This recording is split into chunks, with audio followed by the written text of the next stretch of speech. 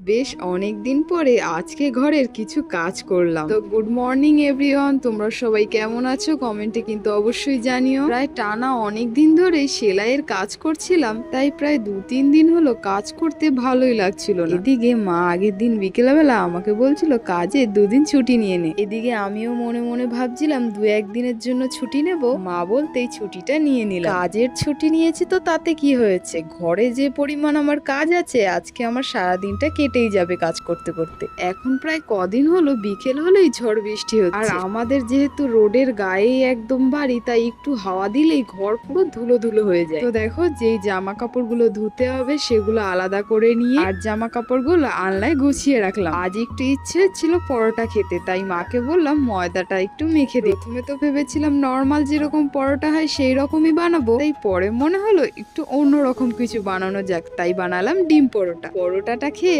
আবারও চলে আসলাম রান্না করতে। এদিকে মা সজনে আলু ডাঁটার তরকারিটা বসিয়ে দিয়েছিল আর আমাকে বললো ডিমের ঝোলটা রান্না করতে। সেই মতো রান্না বান্না শেষ করে কিছু এঁটো থালা বাসন ছিল সেগুলো ধুয়ে নিয়ে দুপুরে স্নান করার আগে ঘর আর বাইরেটা ভালো করে ঝাড় দিয়ে নিয়ে ঘরটা মুছে নিলাম।